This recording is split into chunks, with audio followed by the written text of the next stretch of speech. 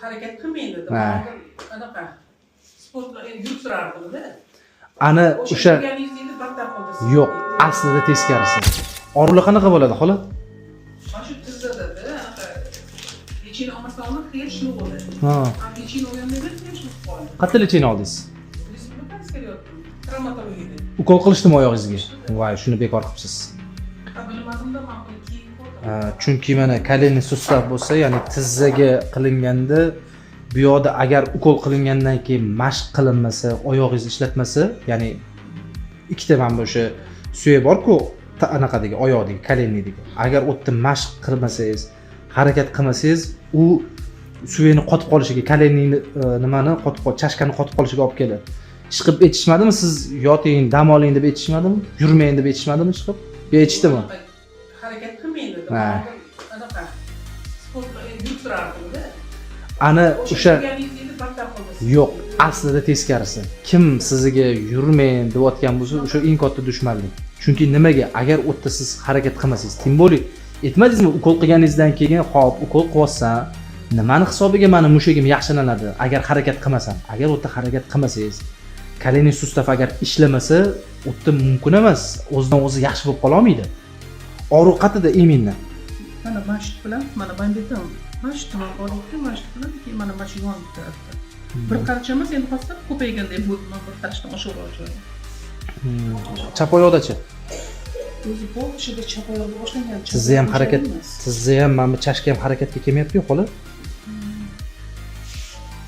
Asosan men ko'proq olyapman hozir. Chunki mana qotib qolganda harakatga kelmayapti, qani? Qotib qolgan chashka. Yo, ana hozir roziyman. Biz o'sha joyda ham ichida hamma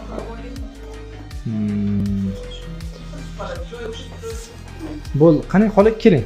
Osmonga qarab yoting, ko'ramiz xudo xolasa. Qanaqasiz opa? Yaxshimisiz? Ancha yengillashdingizmi? Endi hozir muolajalarni poniros bu narsaga videoga ola olmadik. Endi lekin hozirgi holatingiz glamnisi muhim. Qanaqa o'zgarish bo'ldi? Primerno 45 minutcha, 50 minutcha shug'ullandik. Holatingiz qanaqa? Qisqacha yengil. Ancha qanaqa har tomonlama yengil bo'ldi. Oyoqlar, mushaklar. yurganingizda qanaqa yengillashdimi oyog'ingiz? Yurganimda ham yengillashdi. Bugun adashmasam shu birinchi kunida sizda. Birinchi kun uchun juda muhim.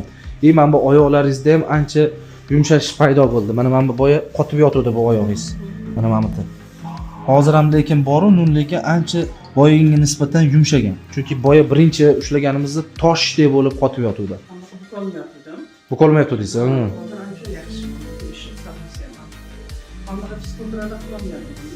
Bermasdi-da. Bermasdi, hozir yaxshi. Yurayotganingizda yengillik bor-a? Endi harakatdan xullas to'xtamaslik kerak. Albatta, harakatdan to'xtamasligingiz kerak.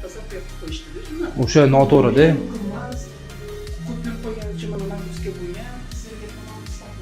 Yo'q. O'sha agar buni harakatini qilib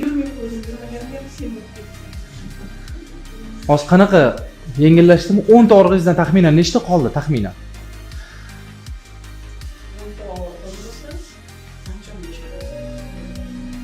Yengilligimga qo'shilib 5-6 marta yengillashib qolish shekilli. Alhamdulillah. Xudo xolasa bu narsalarni davom ettirsa, yanada yaxshi bo'lasiz. O'zingiz ehtiyot qilib turasiz-da.